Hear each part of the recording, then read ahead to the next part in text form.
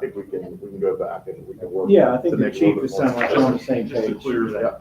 Yeah. If they turn in their belt. We're talking about this right here. I think it's just the way it's worded. Yeah. You don't know Yeah. what's gonna happen.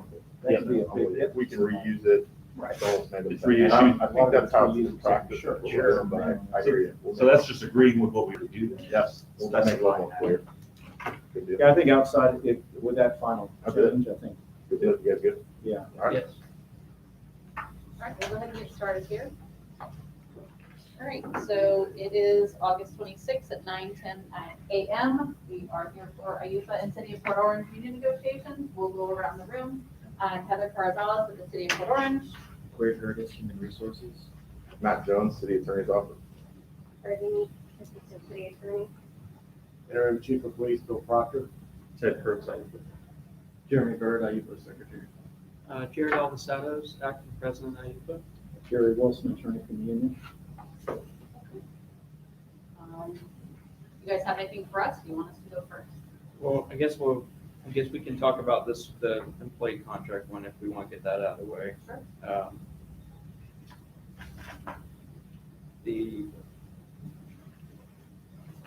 I know I know Ted just brought up the uniform thing 5C.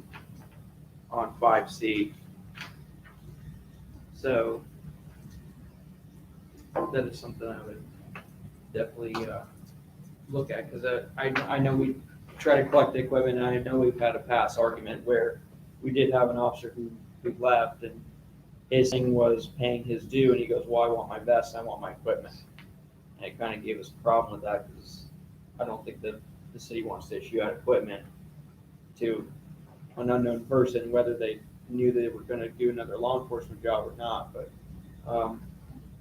But I agree with the getting that cost back, and I want, like I said, we do want the city to recover as much funds, especially when we're having a problem of agency jumping. And I think they've agreed they're gonna tweak 5C to account for non-returned equipment, is what the person would be responsible. Okay. They would be responsible for the vest too. And If it's specialized, after the first year, then we custom fit them the vest. oh, okay, that makes sense. Yeah. But do they get to keep it if they pay for it? No, they would reimburse us as part of their agreement, saying, I want to work here for 3 years, and I'll reimburse you if I don't. But that's already specified, you know, but not limited to one custom fitted bullshit vest. That's already spelled. Yeah, but Yeah. they're not purchasing, they're Right. reimbursing us if they Sure. leave before the 3 years.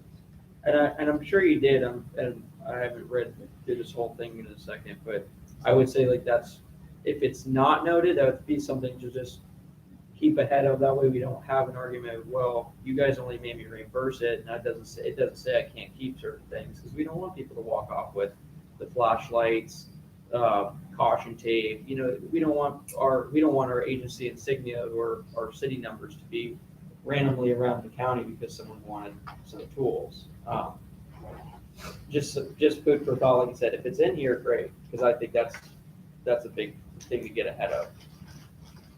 Yeah, I haven't read it verbatim, but I think this is a plus for the city, is what Jared's saying, is not only reimburse, but return. But Yeah, I hear you. I'm with it. I Yeah. think that makes sense. We can be a little bit more specific with it. I mean, equipment can change and stuff, so we intentionally leave it a little open, but I think we can do a little bit better at balancing that. Yeah. I mean, even just for as short as saying that the purpose of the reimbursement is not the officer or the trainee, the recruit paying to own this equipment, is repayment for the cost it took for the police department to acquire this equipment. Right. So in no way you're taking ownership of it. In that way, there's no argument. It's right there. But The yeah. reimbursement for the commitment by the city to say, you know, it's a contract, you're saying you're gonna stick it out for 3 years, but if you don't, I think we're good. you know, yeah. Right. Okay. So when we get back together, that we probably, We'll review them. We'll just, if we have another issue to bring up about it, but I'm sure it looks fine. you Since we gave a wage, You know, last time we talked about our wages, We did. it was fun, It was something. it was something, so you want to let them go first? Heather's asking. yes.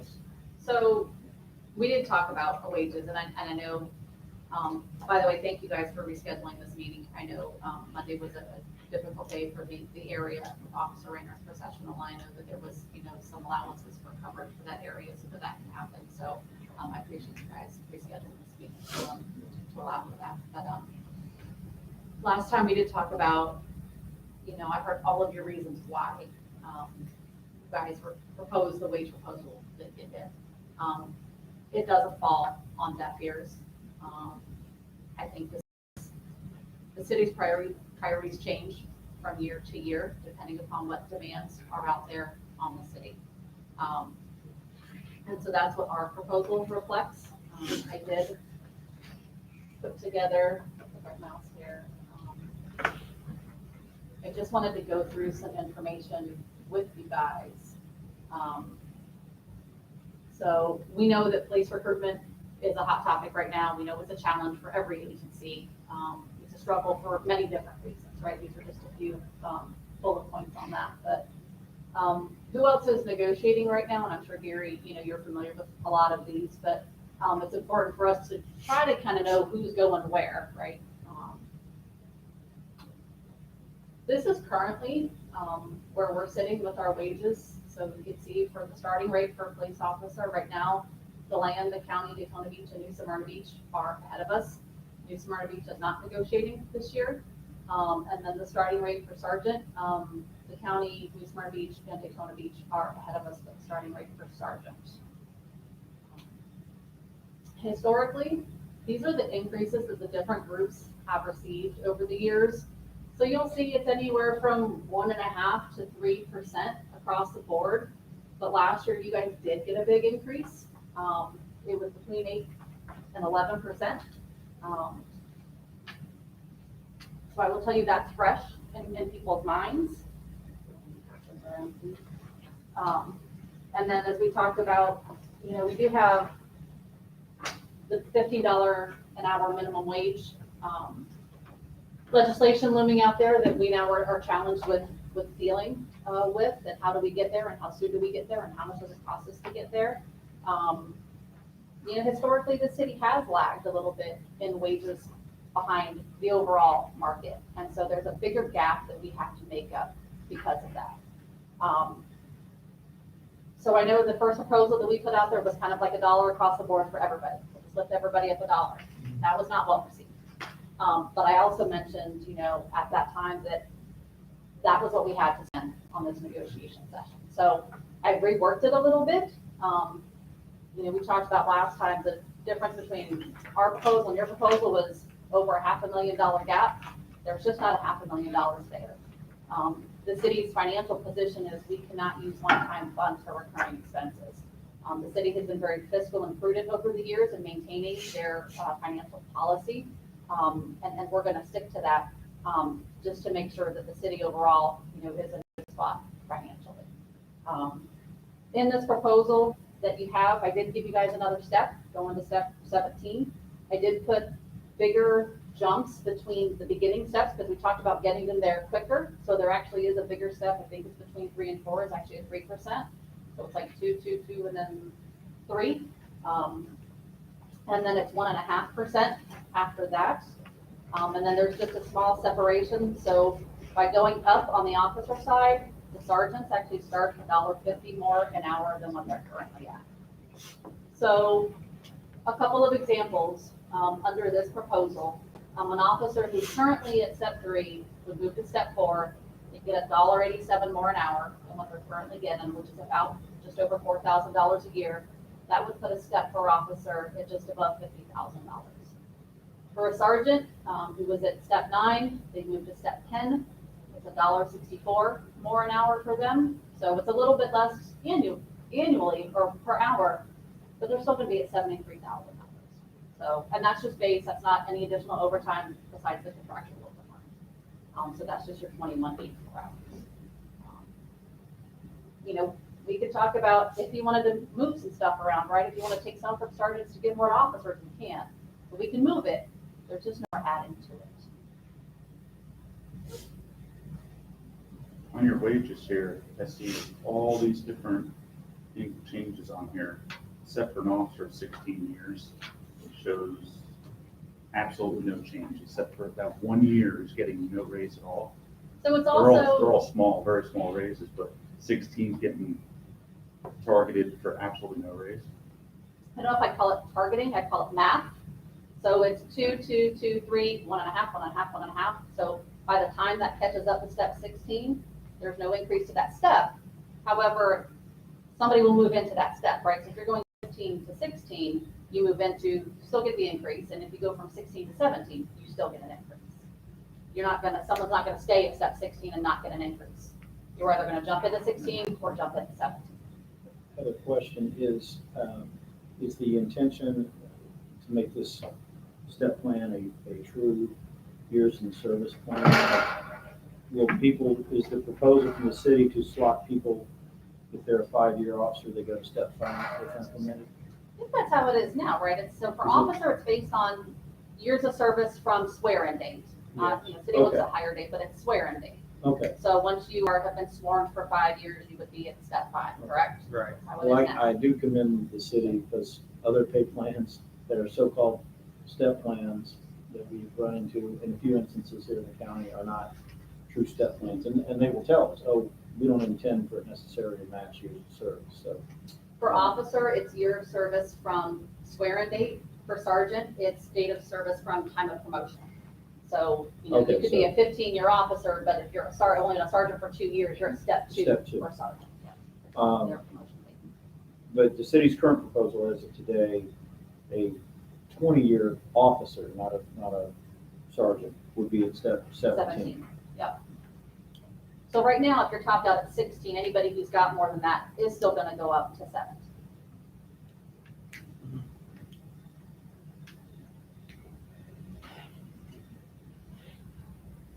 Can you go back to the, I guess it was your second slide? I mean, is that the end of the present? Yeah, that's it. Okay.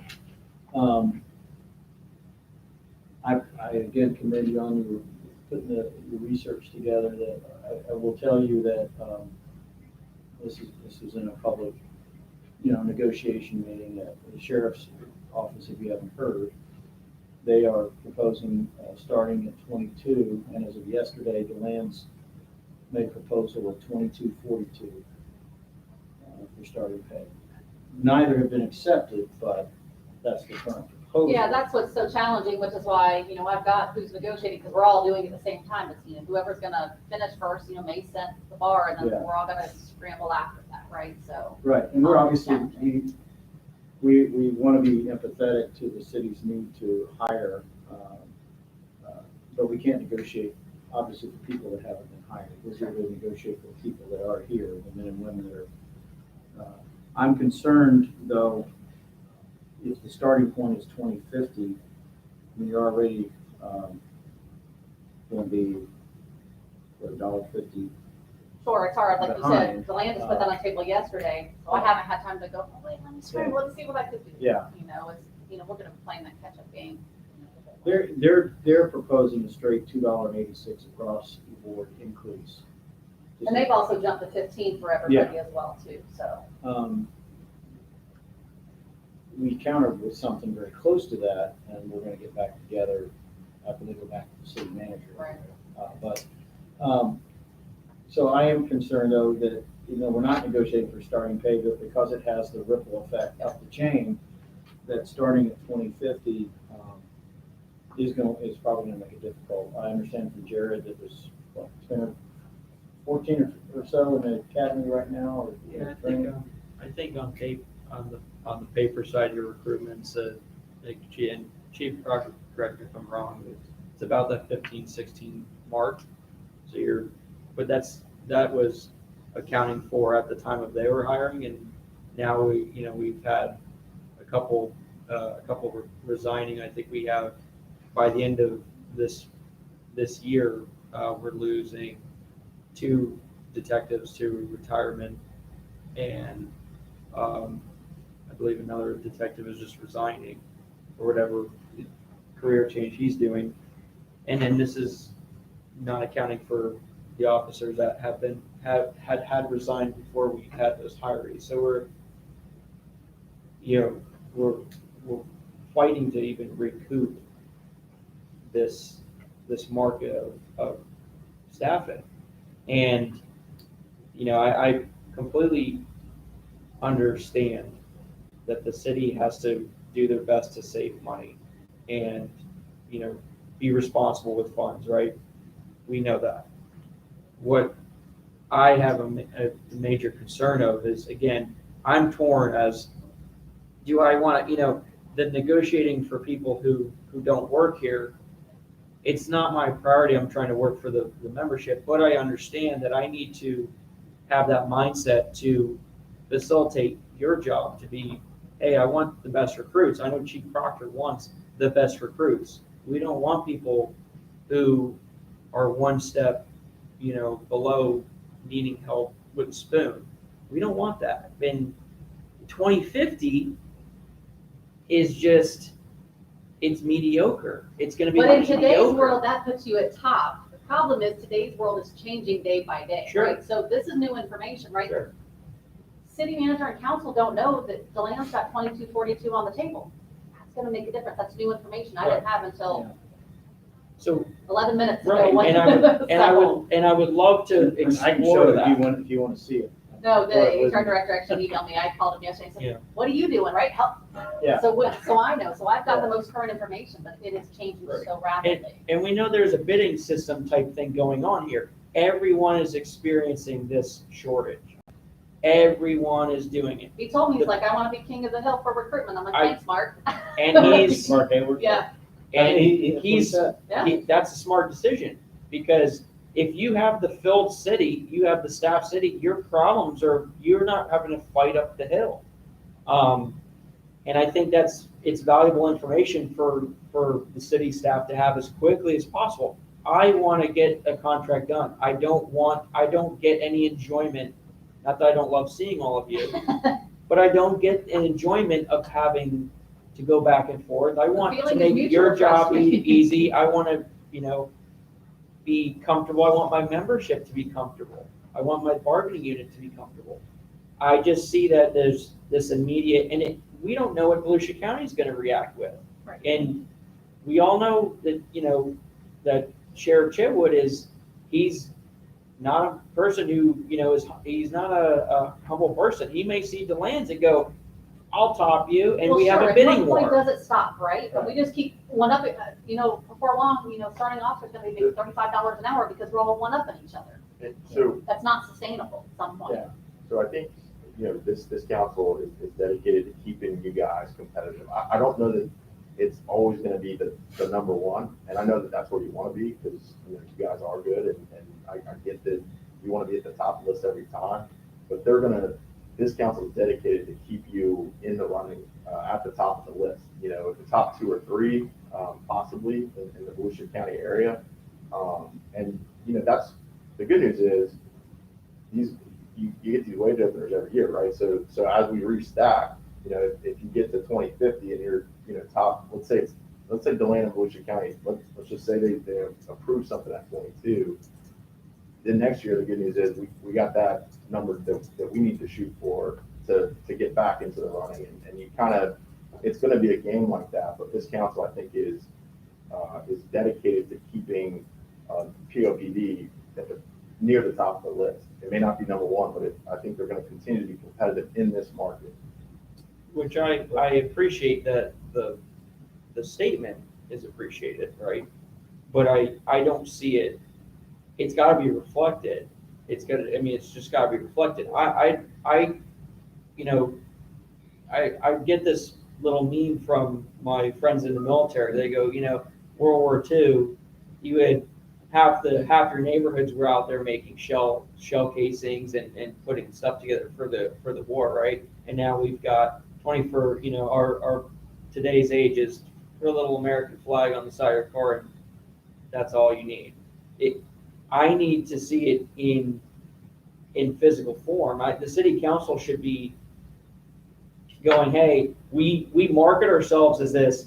We want the best businesses, best families, major growth, clean streets, I want to see that level of, we need to fight to have a fully staffed police department, fire department, EVAT, whatever we're doing, since we want to be this near to the top or top, which I appreciate, but I'm not seeing it. And I just see this, and it's not, again, has nothing to do with a level of me trying to put down the research here.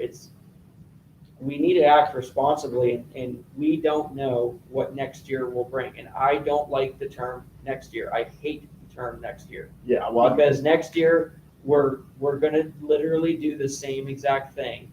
And I am telling you that these officers are not going to hold on. Your proposal here, at my current rate, if we were to accept this, I go to 2414, okay?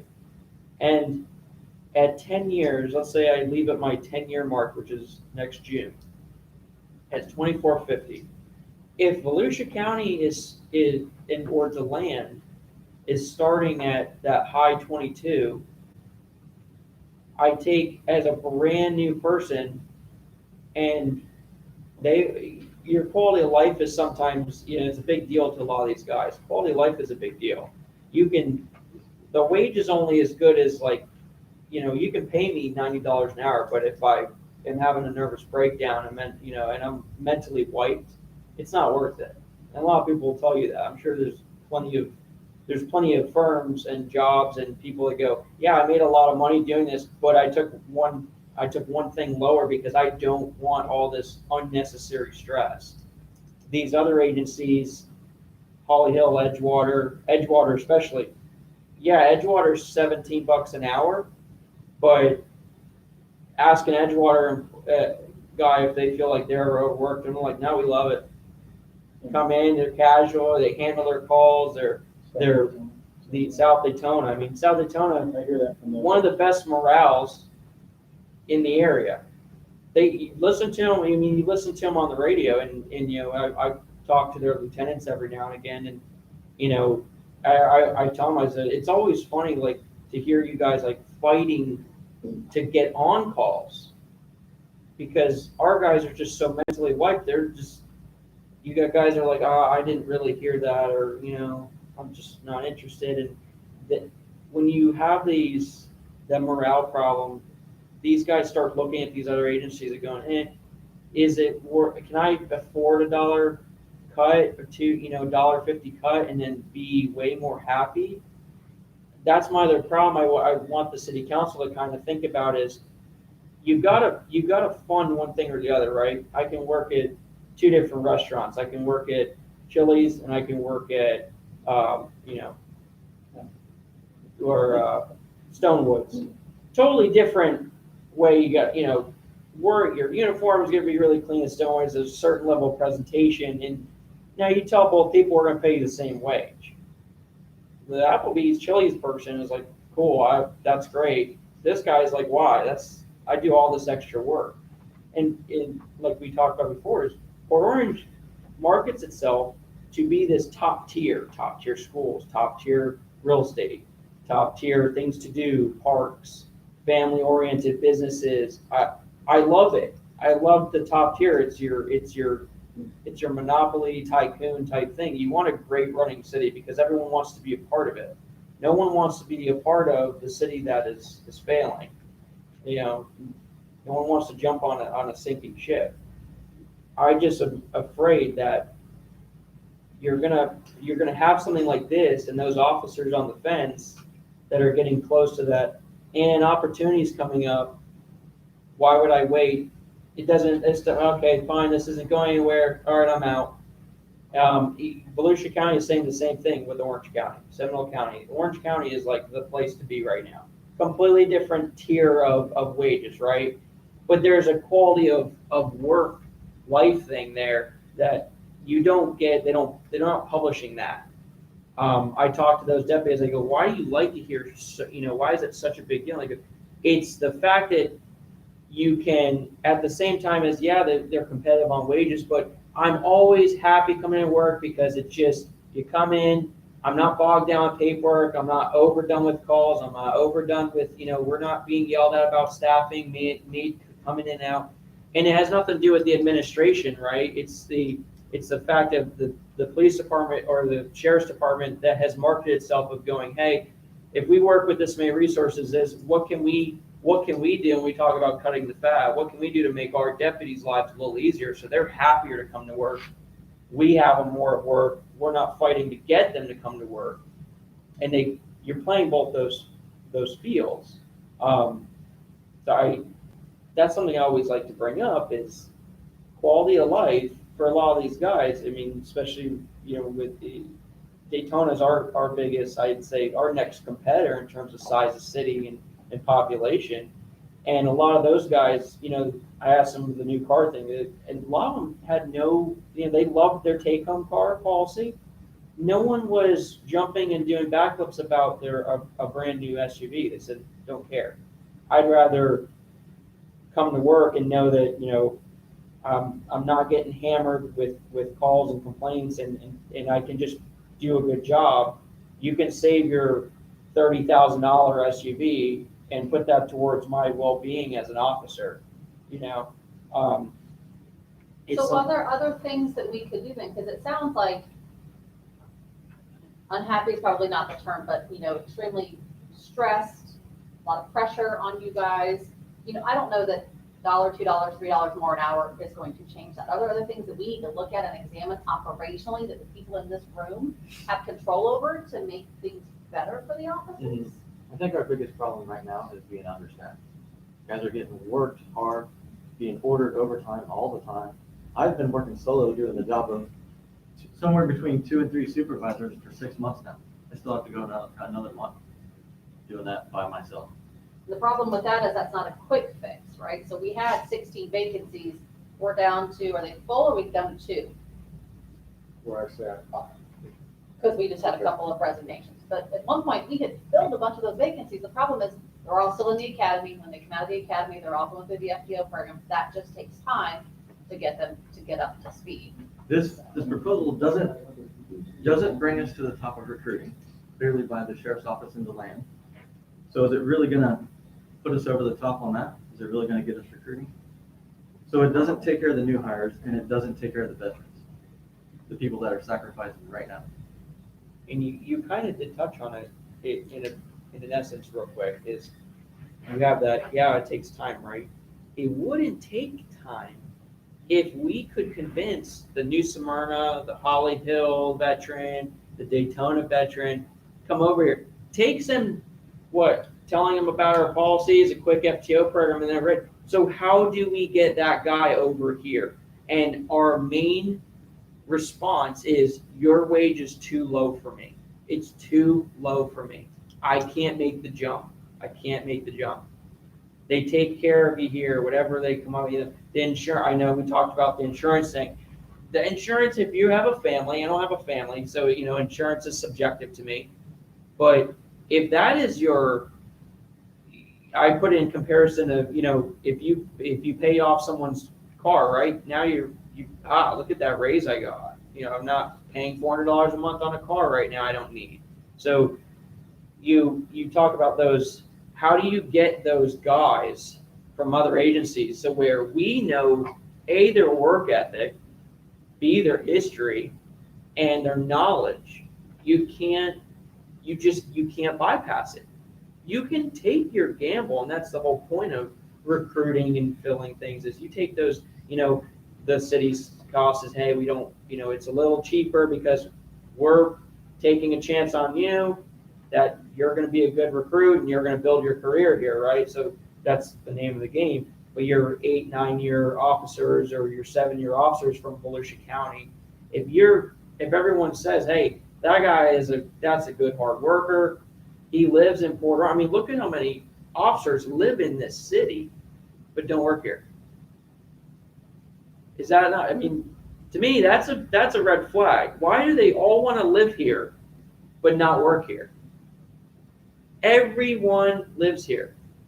Daytona, Seminole County, Edgewater, Ponce Inlet, South Daytona. I mean, everyone wants to live in Port Orange. Well, you guys do a great job. Why don't you want to work here? You don't pay enough. One thing that to follow up on your point that, and look, I appreciate you putting this together, Heather, or your team. You know, those top agencies, even though on the screen, it looks like, okay, Port Orange is kind of right in the middle. We're not at the bottom, not at the top. But Holly Hill, Edgewater, South Daytona, Ponce Inlet, Orange, at least the first four are landlocked communities. So they only have so much tax base from which they can draw from. And their city leaders know that. And by and large, when I look at the table with certainly with South Daytona, to Jared's point, those officers know that. It's a quality of life decision.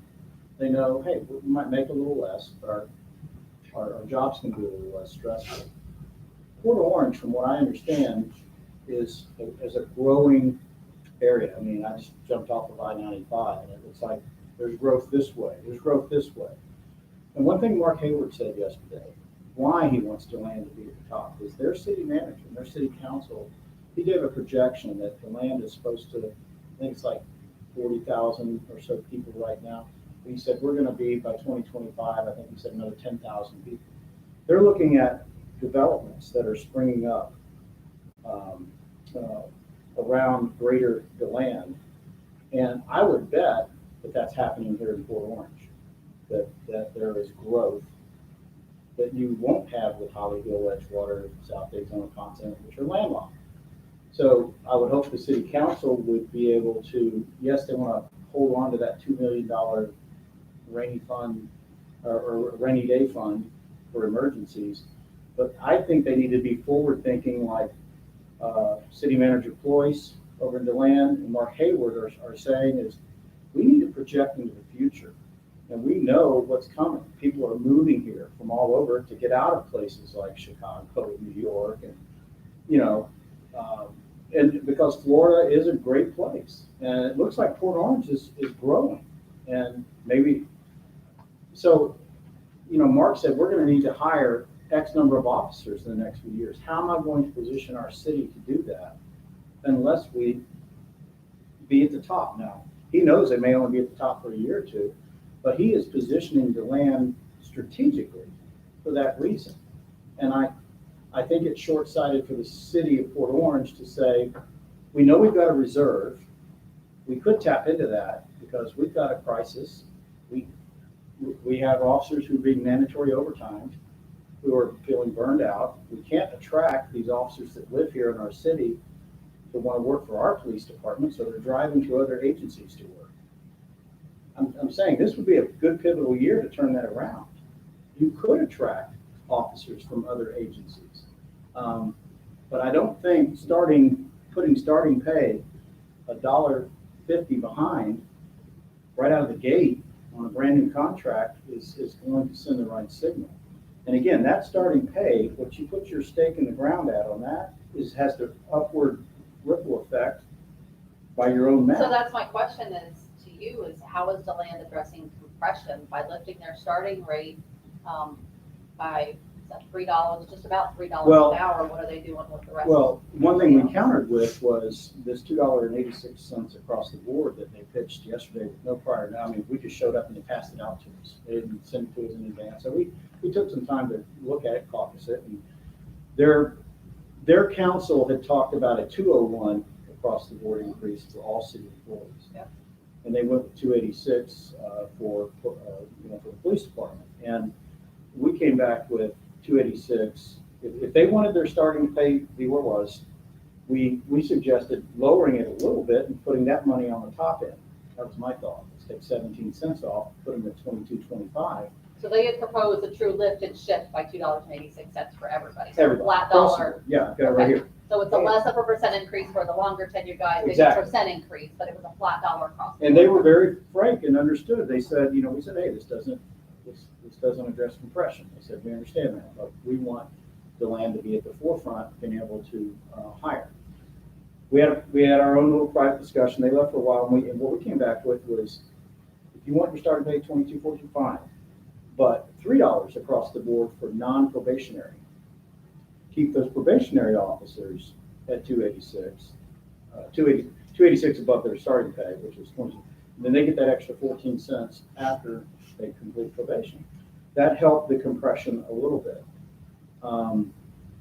So yeah, compression is that never-ending thing that comes up every time at the bargaining table, and it's never.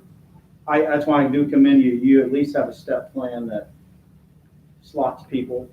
Most of the time, like we saw on their printout yesterday, there was a sergeant with less experience going to make more than one with more experience, and they agreed to rectify that, or at least bring that one up. But so it's going to always not be perfect, but I do think that Port Orange should almost look at what somebody like DeLand is doing, that sees that it's going to expand, the tax base is going to increase, so revenue is going to be coming, and I would urge them to think forward thinking rather than, we're going to raise it a little bit here, because this is a dollar increase from your current starting pay. We want to work with management to help you be able to hire and retain, but I'm told that I don't know exactly how it all works, but I'm saying someone can go through the academy. These 14 or 15, they're not pledged to Port Orange.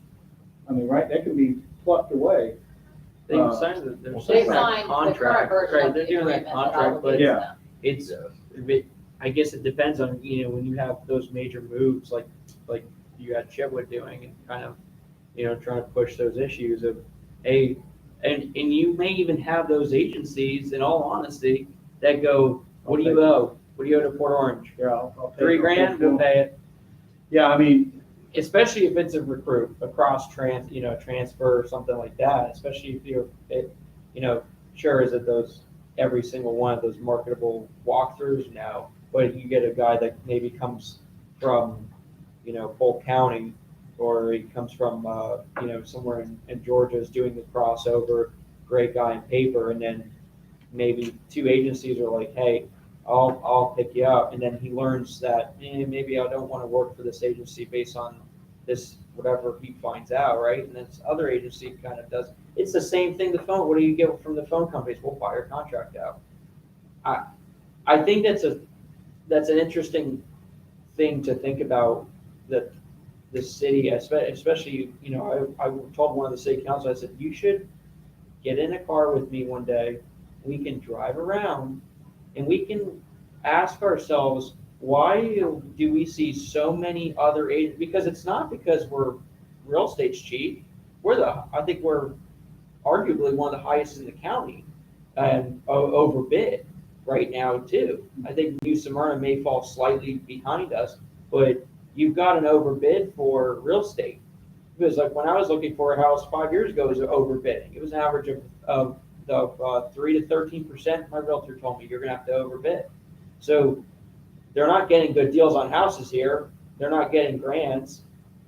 Why are they wanting to live here? Because the quality of life, they know we do a good job. They know it's safe, but why don't they want to work here? And that's a big question that the city council and the city needs to answer. The land. How do I get myself in a position when we run into an issue and I don't have to think about it? It's having the savings account, that, hey, if something goes wrong, regardless, I'm still going to be super competitive, so I won't have to take, like the same thing we talked about before. The city runs into another problem, and we have worked with the city. We're just, we know that last contract, there was it was a jump and thing, but it was necessary. It wasn't that we just decided to do it. This was a heavy compression problem that the city is, we acknowledged for a while that we had to do this. So we're just having to do it again. We just need the city to understand that, it doesn't look fun, but you're solving the problem. You're getting ahead of the problem and you're solving it, rather than hope for the best. And then we run into a crisis, and I just feel like this city is going to have God forbid we have an issue where we can't, based on safety, staff our roads, and now we're asking another agency for mutual aid. And how would that look? And I think that would be a major slap in the face for our city to ask, have say, hey, we can't staff appropriately, we need this agency's help. We have been running with empty zones. Multiple. We can't fill zones. This is not gonna solve that problem. I think Jared told me this morning, that we're supposed to have 10 per zone, and you're staffing it to 6. So that an average shift is, and it moves based on it's Minimum is 8 per policy. minimum's 8. And what are you running? We have 6 to 5 average. Let me ask you this, and please don't construe this as a firm counteroffer, but could you run the math if it literally, I'm looking at our starting pay proposal when all this began, back in April. Yeah. But we were at 2340 starting pay. You're at 2050. If we almost split the difference, if you went up $1 to 2150, that would be $2 above where you were, and it'd be $1.90 below where You said 20 what? 2150. That's what I proposed last time. Just $1 on your current 17 steps added. What, is there any way to know what the cost of that, such a plan would be, the additional cost? That adds about $200,000 from where I'm at. Okay. Keeping the same structure, the same spread between the steps. That's not adjusting the sergeants at all, right? So then that in itself now puts your top at like 2852, but my Sure. sergeant's now only 27, so I've got to bump them up. So I Did you haven't even bump? done that, but just changing that starting rate to 2150 added over $200,000 to that cost. Okay, so that's 1/10 of what's in the reserves right now, 2 million. And if you just bump sergeants only, just step 1 to 28 even, and maybe even leave those, again, this is just hypothetical. Sure. This minimum sergeant pay for DeLand as proposed, and I have reason to believe this probably won't be an issue, is 2713. So that would put you above the starting minimum sergeant's pay in DeLand. Their minimum lieutenant's pay is 3120, which you told me, I think, Jeremy, is you guys are above that. So you're paying your lieutenants above DeLand right now. Even if you just started your sergeants at 28 even, that's only 50 cents. That's probably a minimal Added bump. another $20,000. Okay. I just want to get away from the reserve as a source to fund salary adjustments, because as a policy level for the city, that's never going to be an answer long-term. You can't Oh, I do know. that. Well, I then understand. how do you solve the problem of setting the budget before we're done with negotiations? That money has to come from somewhere. I'm with you. I get that. Trust me, I'm telling. it's a challenging Oh, yeah. process. No, And we it's- can't, right, and then we can't, We we can't answer to, then it sounds like our fiscal years have to move because they shouldn't be setting budgets Yeah, like no. that. Understood, but I just want to. Yeah. It's kind of an oversimplification to say, oh, we'll just take 1/10 of your savings account and throw it towards salary, because you know that's a continuing expense. That's not something we Right. can go, all right, well, we get it, we figure it out this year, and But can you just pay it this year because you've already set the budget? Yeah. You can use that to make up this year, and then next year, add it to the It recurring. forces expense. you next year then Yeah. to increase your tax. But remember too, Matt, that's a reserve that this city wasn't expecting to have. No, it is. But for COVID, the city got money that it, oh, so you're talking well, I'm talking extra money that the city got. COVID federal money, funds, so, okay. yes. Okay, that's different from our reserve that we have a policy on maintaining a certain number, because we live in a town that is impacted by hurricane. Right. We have a standard that we set for our reserve, but you're talking about the COVID money, which again, one-time money that we try to, as a policy, you address one-time expenses. So right now, they're targeting some significant capital improvements to use that one-time money for. Yeah, and that should be also used if people aren't being forced to burn their personal leave if they get COVID. So a couple Yeah, of things, yeah. right? One-time money can be used for one-time expenses, right? So I don't know if we've talked about it, in this group or not, but, rather than extending the steps, could we talk a longevity bonus, one-time lump sums, right? Let's say, for example, everybody gets $1,000 or something along those lines, right? Can That's it not a be- recurring expense next year, because what happens is if you take that money that maybe we do have a surplus from ARPA money or CARES Act or whatever, and I say, okay, we're gonna raise wages by this much. Next year, though, you've got to fund that out of your millage rate. And the city of Port Orange, one of the reasons why people like to live in Port Orange is we have the 4th lowest millage rate in Volusia County. And our council is very proud of that and wants to maintain that. So if we force them by dumping money into salaries this year to raise taxes to cover that next year, they're not gonna be able to maintain that position. Taxes are really gonna go through the roof, and then the residents aren't gonna be happy and they're gonna want to leave. The cost of labor is going up everywhere across the board. In Everything's Halifax going right up. now, in Halifax, they're $10,000 sign-off bonus. $10,000 to the person who refers a person.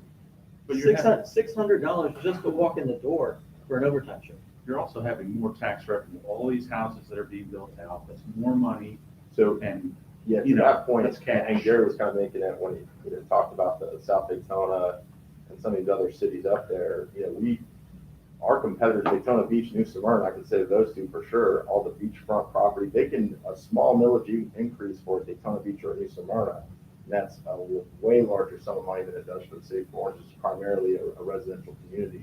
We just don't see as much on a small increase in millage. So they're able to, have a lesser impact when it comes to, generating, let's say we're short 200,000, or we're short 400,000, a much smaller increase for a town like that. So we're all kind of playing, the game as best we can for our makeup and what we have. But like I said, the council is going to keep you, they want to continue going towards the front of the pack.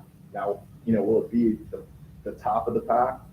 If the land agrees to the 2242, or it sounds like it may be something less to get to some of these, I guess the older tenured guys are going to get some money from the 2242. It sounds like there's going to be some negotiation there. They're going to try to get you as close as they can to the top.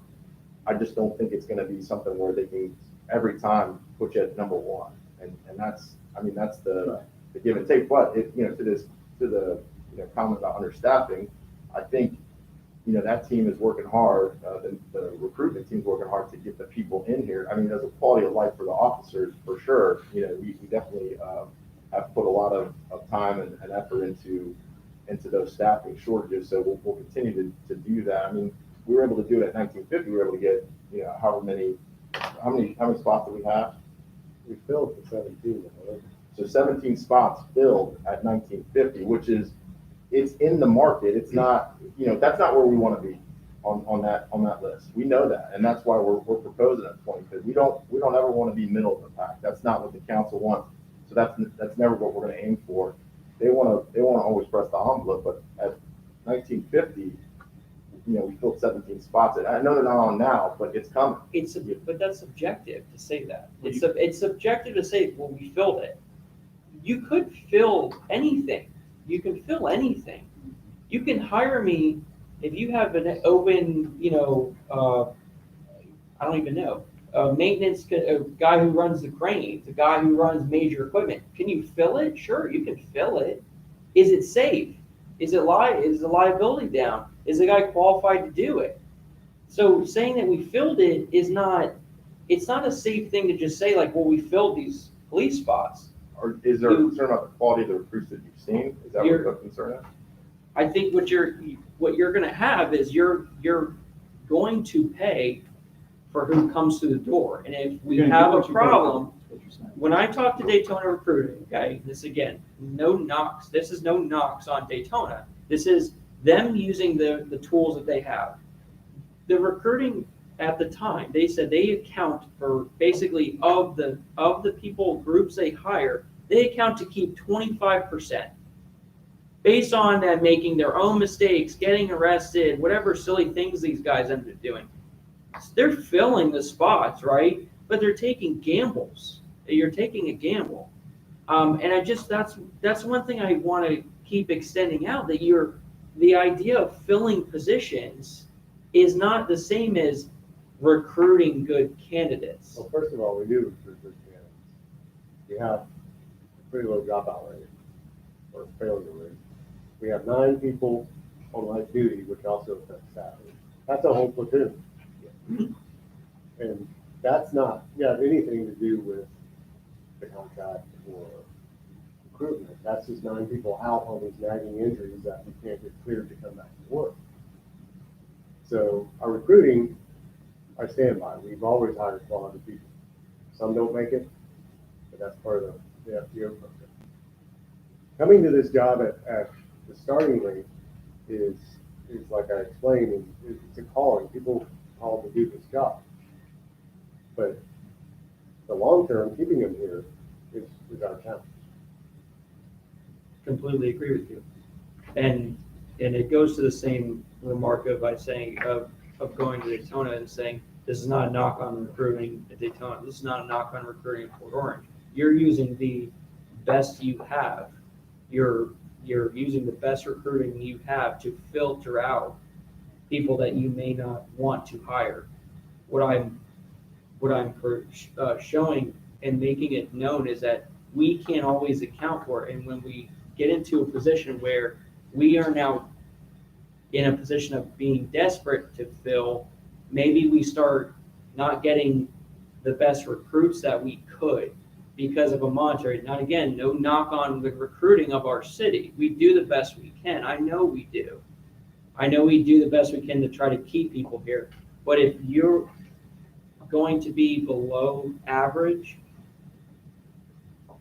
if I understand with this current thing, but let's go ahead with the knowledge of we're looking at the $22 for county, we're looking at $22 for DeLand, and then the ones not in negotiation, how do they respond after this? Because they're going to be the same thing. Absolutely no, we're going to be low. So being in that middle range, and then how do we know we don't drop towards the last bottom half? And we have to also remember that we are striving to be a very high productive, high workload city. We ask a lot of our officers. It's not, no officer here is going to tell you, and the neighboring agencies are going to tell you that they do more than Port Orange work does. They know we work very hard. And when I started here, there was no jobs in law enforcement. Everything was basically frozen. A lot of monetary problems. A lot of just, hey, we'd rather pay the officers to stay here rather than try to fill more. So you had this large pool of candidates, and you could be super picky. You could go, and now you've got guys fighting each other to try to, hey, I really want this job. And then you're getting your best candidacy you can, and you feel good about it. You know it's as good as you could be. Yes, I understand there's always a calling aspect, but in the current time right now, we still have to acknowledge that this job is not liked.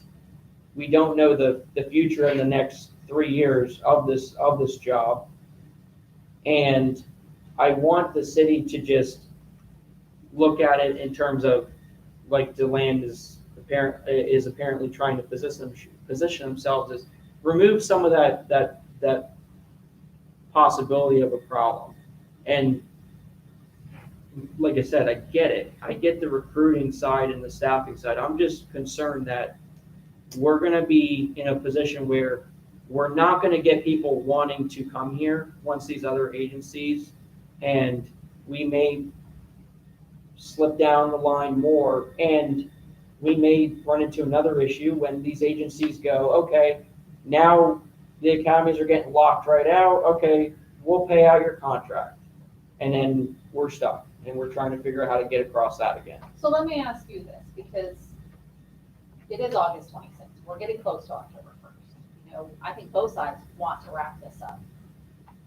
Taking the rates out of it, the spread that we have, the way I've got this structured going, you get bigger jumps between your steps in the beginning, and then you kind of level off. Mm-hmm. And there's a little bit of separation between your top officer and your starting sergeant.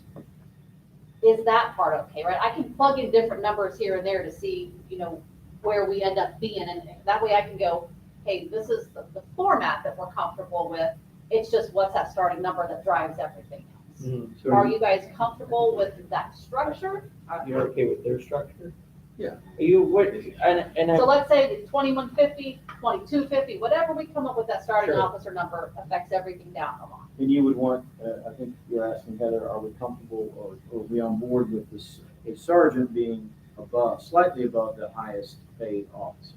Correct. I think yes. Yes, Yeah. of course. So there's a small separation there. So Sure. in your example of 2150, you know, if I could say, let's say we get 2150, right? Your officer now tops out at, so if we went to a step 17, that would make it 2852, but I've got sergeant at $28, right? So I have to bump that up Right. another 50 cents or something like Yeah. that. But let's say there's just a small separation between those two, but the way we've got the step structured now, I think really if you come to an agreement on what the starting rate for an officer is, everything else, just there's a formula that plugs in and goes up. Yeah, I just want to be clear, when I said $1, I guess you were using your percentages. I was literally meant $1, add $1 to each of these 17 steps. That's what I asked when I said, do we know what that cost of that would be? So then that's a flat dollar and then a percentage increase, right? So we're gonna add $1 to everybody, and then between steps 1 and 3, it's a 2%, step 4 is a 3%, and then every other step was 1.5%. Yeah, So because a flat dollar and then a small percentage increase. right, our original proposal had someone at 16, for example, at 32.10, yours would still be, even if you went up $1 to 27.79, still, what, 450, $5 behind what we started negotiations with. I'm just saying that's not a firm proposal, but. Sure, But like I said, I'm just trying to agree on a philosophy, yes, then we can figure out the number, and then at least I can go, hey, you know, what number are we comfortable with? As Right. opposed to, you know, I'm saying, okay, 1.5% between steps, you guys are 3% between steps, you know, or you've got some other type of, you know, if I've got bigger increases at the smaller steps and lower increases at the larger steps, and you guys want to flip it, you know, if we're still jostling through what our philosophy is, I think we're just spinning our wheels. Well, I think it's, and, right, and at that point, I think you come back to that, what is the number? Because it is a 1% versus, right, what's a 5% weight, you know, hey, we'll give you 5% each step. Well, if you only gave a 30-cent raise, it sounds better than it is in the end. So the philosophy is fine. It's finding the number that makes these guys new and old comfortable and happy, and just, I'm not saying, you know, gold standard, break the bank doors off the wall here. Everyone just needs to be comfortable, happy, and feel like they're being paid for the job they're doing. But so in this, let's say this methodology, right, everybody gets $1, that's lift and shift. But the step 2 guy gets 2% and the step 10 guy only gets 1.5%. And what I heard from my last proposal was, I don't want the 10-year guy getting less of an increase than the 2-year guy, because those percentages, the flat dollar amount was off on percentages, right? correct me if I'm wrong, guys, I don't think it's so much that the percentage that someone is getting would upset someone. It's I'm a 10-year officer and I'm making less than an 8-year officer or a 7-year officer. Sure, So I long know. as it's a true step plan, that person's always gonna make more than someone with So in less my than that. proposal last Yeah. time, it was, but like I said, a flat dollar amount for the longer tenured guy was less of a percentage than the smaller guy, Right. right? And Our department was clearly not and- happy with that, so that's why I've tried to do something Are you different. saying because he Sure. was focused on the percentage of increase? he Correct, was his, going to get? his $1 was less of a percentage increase Yeah. than the $1 for the 3-year guy. the dollar amount for the bargaining unit is more of an issue than the percentage in of itself. With the reason that one of our proposals, we followed this program of kind of pushing for longevity, right? And pushing that off, you know, those officers that are, you know, 3-year, and hey, at 5, we're gonna give you another little boost. And you know, this step, we're gonna give you another little boost. That was a philosophy we came up with in terms of you're kind of aiding the city to go, hey, this is a good way to keep people, because I think we're both on the same side of how do we keep the guys we don't want to get rid of. Absolutely. Well, I don't want the men and women of this police department who work hard to just say, yeah, I'm only looking at, and this is what you can say it's petty, you can say it's not, but I've got people who are gonna go, if I stay the next 2 years, I'm only looking at 30 cent or 42 cent raise, and if I go here, yeah, you know what, that's not big of enough deal because I can get my kids to school a little bit easier. That's what I'm seeing. So the percentages is kind of a wash. If you find that your dollar amount is so, like we talked, like I know, when we talked about that first, hey, we don't like the steps thing, we'd rather back the steps down and push you guys in faster.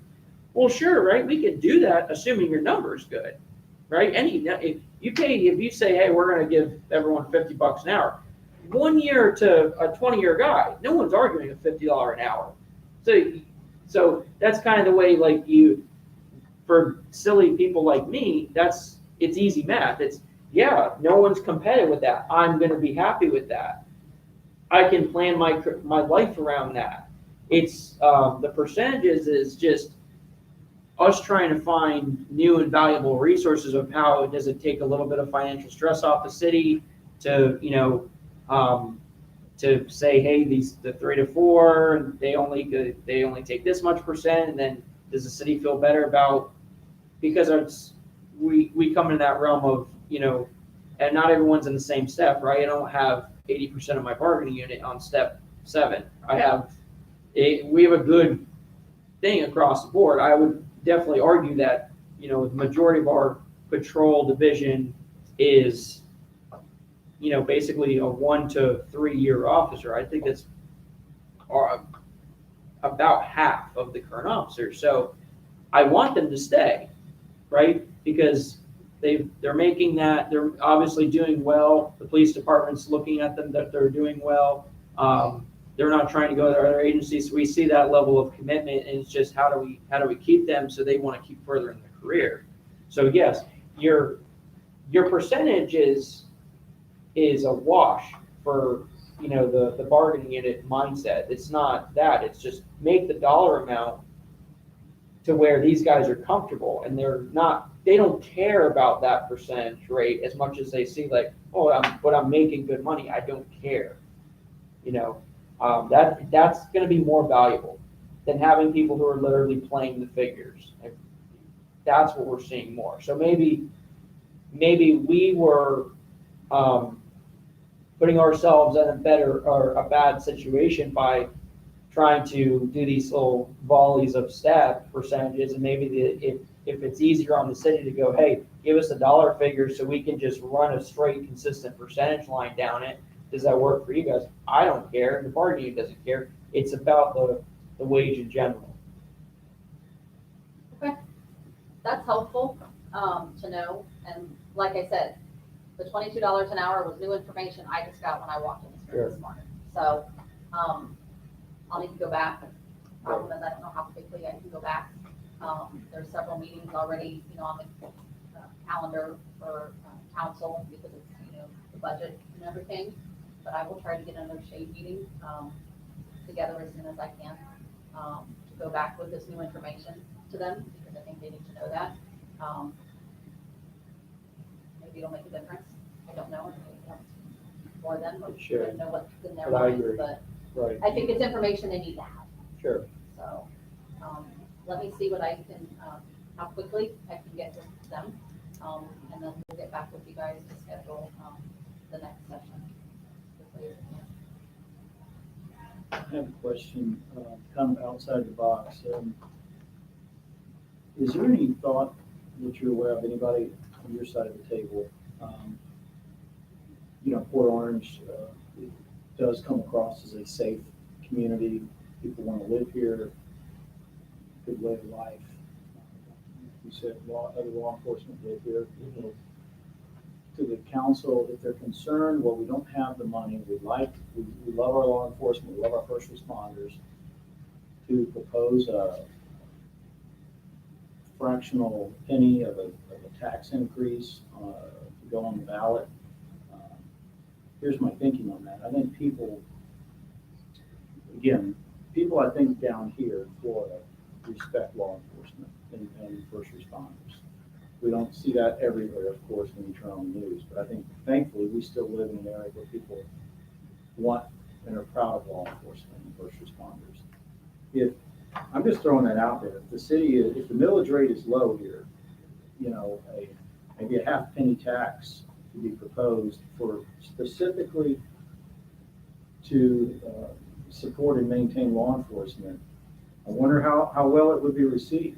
We're bad on that. Yeah, no, I was just gonna ask you, have you ever seen that happen? I mean, is that I don't something? know, that Tim just made I up, said or it's is that- definitely outside the box, and then Yeah. I'm, Okay. look, Didn't you have something like that you were telling me? about? nobody likes new taxes, and I don't either, but I think to support a specific It function, was a half cent, it was a proposition, it was a half cent sales tax across the board. Of course, the city had a huge auto mall, there's one here. Not in that one. But that was a you huge. won over in Orange County. Yeah, so that was a big part of it, but it was a half cent sales tax, it was for hiring, so it was, for hiring 30 officers in 1 year. And it passed on colors, it was a half cent sales tax. It's a fraction, right? But I mean, I just throw that out there for those that can get the ear of the council to, if there's the concern that, well, the budget's tight, we've given you all we got, to maybe go on a step of faith that, hey, we could put this on the ballot in November with reasonable likelihood it's gonna pass. People love our community, they love our law enforcement, and sort of recoup the additional that you can put into the proposal now, knowing that they're gonna get it back more than likely, and then some. That was what Arizona in the early 2000s, you said? I don't know, what do you guys think about it? I'm just thinking of. I mean, it's- that's something. What? I mean, it was nothing. Yeah, I mean, It was only. Everybody loves first responders after that happens. Yeah. But We're coming up But on at the least just anniversary. to look at how it was structured, what the language said, to give you some idea of what was done as frame of reference. Right. Just to put the idea out there, go, you know, if you decided you wanted to do this, this is what it would look like. I mean, voters voted to go to $15 an hour without even, which is good in a lot of ways, but I don't think they thought about the ripple effect of, it affects every city, and it's not only the private sector employers, it affects all of y'all's jobs, and because now you got the guy who's cutting the grass outside City Hall, he's gotta get to $15 here, what? By Next year? 2026, I think they, per in the effect, already statute, voted but- for it by the minimum wage, by voting yes on the minimum wage bill. So effectively, they've already passed it. Labor's going up. and I think if you're a resident of the city, your opinion of law enforcement, you know, in an emotional level, I don't think that even if with the people that don't, you know, have a great opinion of law enforcement, but if you tell them that, would you like to not have a police officer here? No one would say that. No one would say that. And so, you know, right, I get there's a reason why, you know, there's always a reason for stuff, right? The city being competitive to get businesses, get stuff, make it a really good offer to them. But it kind of goes back to the same thing. Make the good offer. I want to make a good offer to the current working police officers that this city would have great value for. We'd be like, wow, why? I mean, why not, right? It's finding that number that how do you start, you know, hey, come over to Port Orange and this is it, and then you've got another negotiation meeting for this, another different city, and they're saying the same thing I am today. Why would I stay here? I can go to Port Orange, and Port Orange is going to pay me more. They went, you know, when we talked about the differences between the sergeant and the officer, the clash occurred from officers on the high level of the scale, where he had also then become a sergeant too. So he fell into this void where he did take a pay cut to be a sergeant in essence, because he's a long-term officer. It's going to be an easy thing to do based on that wage number, and whether it's from a millage thing, you know, the city council needs to approach it correctly, and if they have to have a public meeting and go, listen, this is not news to anyone in this room, this is not news to the public, but people don't want to be cops. How we're trying to position our city to recover correctly from this, and this is what we're proposing. I get my tax increases every year at my house, and I don't sit there and filter through it when I see a $5, $10 increase. Doesn't affect me. I don't live paycheck to paycheck because, I work for a city that values me. But I also don't have kids. I don't take financial care of my parents. So I'm a special case, and there's not a lot of special cases. Most of your officers have families, they're taking care of other people, they're putting their kids in college, they're buying them cars to get to school, they're paying insurance. I'm not in that position, so I will never speak for people with families.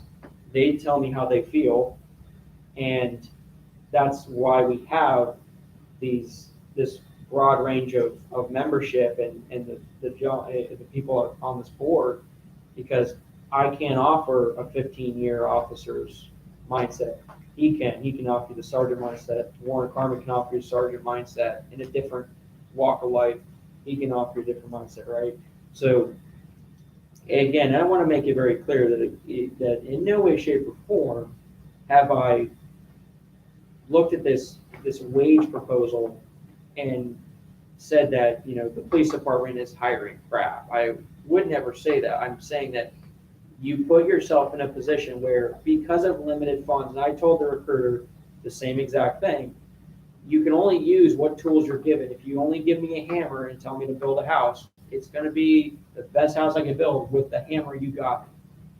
But if you give me everything I need, you're going to have a mansion. Okay? That's all kind of saying. Percentage, take the percentage out of it. We'll work on the dollar. If it's easier for the city council to go, okay, well, how do we do these dollar things? Move this across, make everything look consistent. What's it going to cost? And then work on that. That's where we need to get to. I just want to make these guys happy, because they're gonna get burned out. We're getting burned out, and it isn't just because they leave this job. Yeah, some of them are leaving law enforcement altogether, but I hate to lose the possibility that maybe that extra dollar in their wage would have kept them going. Hey, you know what? It's a lot of work, but they pay me, so I don't care, right? I'm doing the work that I'm being paid for.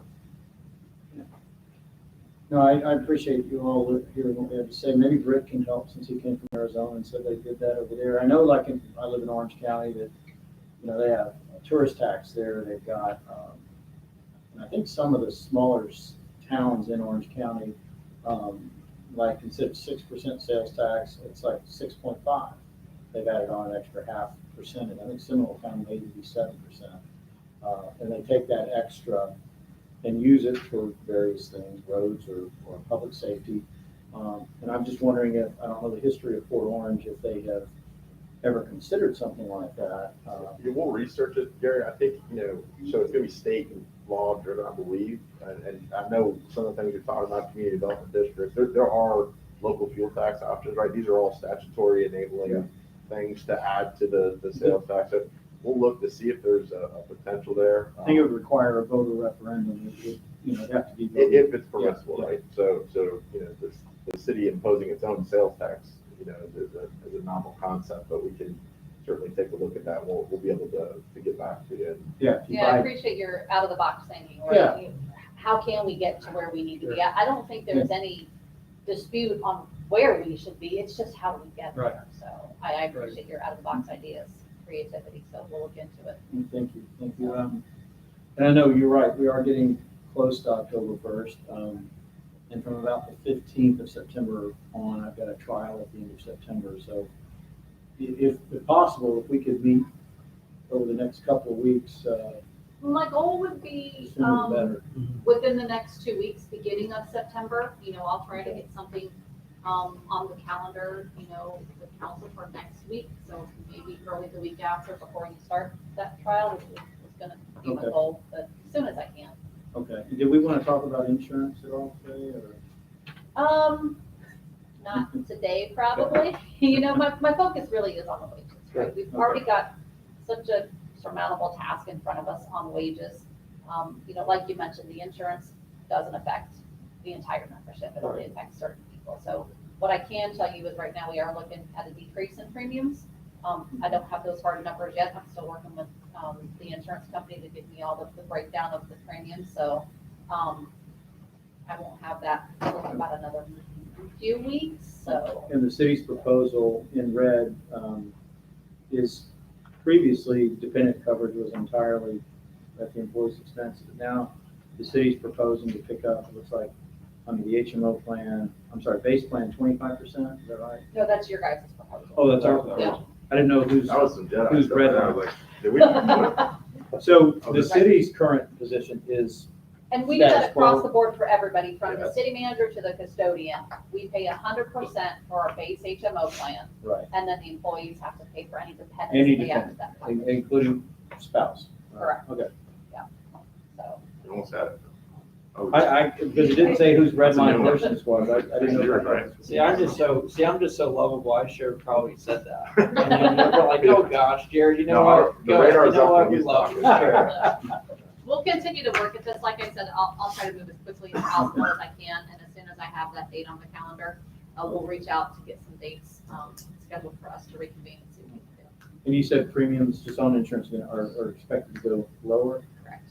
and when will that take effect, in the new fiscal year? January 1st. January We're in 1st. a Jan 1 thing, that's why I don't have those tight numbers yet. We're not on October 1st yet, so hopefully I'll have them within the next 3 to 4 weeks, if not sooner.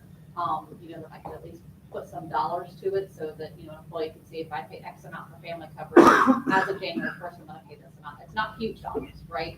But it might be $25 less a paycheck, right? That's $50 a month or something like that, just depending on which plan you have and which level of coverage, whether you just got, couple coverage or family coverage, will make a difference, so. Will, I know there was one meeting I had to miss when I was at a hearing in West Melbourne. Is the city going to make a counter to the insurance proposal? I will tell you, my plan for the counter is to leave it as is. And the biggest reason, number one, it's just a huge cost that, again, it's the same pot of money we're pulling from. I have to pull from wages to put towards insurance. But we just have the same format for everybody across the board throughout the city, right? Like I said, from the city manager to the custodian, the format of how we pay for insurance is the same. I'd rather focus on just reducing the overall cost of health insurance as opposed to changing our structure of how we pay for dependents or not. I think New Smyrna is newly adding dependent coverage. A couple of the other cities that I heard back from just said they don't pay for it. So again, do they pay for it in other areas, right? Okay, they don't pay for dependent coverage, but they make up for retirement, or do we make up for retirement benefits and not on the health insurance side? So I think that is a part of the whole total package conversation that we're not looking at this year. Right now, we're just looking at wages and maybe insurance, but I think you've got to throw retirement into the mix, for the benefits that we do have. How do those compare to other agencies where maybe they have less retired benefits, but pay more for the health insurance, right? So I think that's another discussion for a year when we've got the whole contract open to look at the entire package. We were still wanting to do that study for the retirement next year Okay. that we talked about. Daytona's going to 28 out now.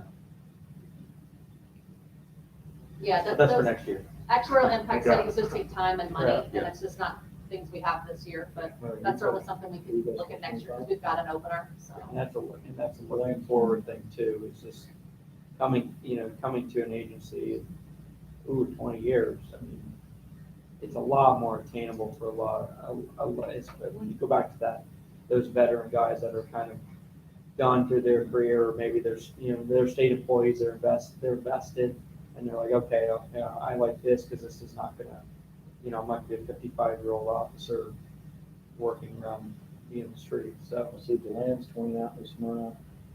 I was with Flagler yesterday. They're going to 20 out in their new contract. No doubt, we're seeing it, with the 9 guys that are on light duty, some of them, I've got 3 of them that are in line for line of duty disability. Because it's just these recurring nagging injuries as time just takes its toll on the body, so I think it's certainly something that we can explore next year. All right. Thank you, guys, I appreciate your time. Thank you. So- All right. So will you get back to us on the next? I meeting will, day? yep, as soon as I can get a state meeting scheduled, then I'll get Okay. back with you guys on when we can reconvene. All right. Chief, good to see you.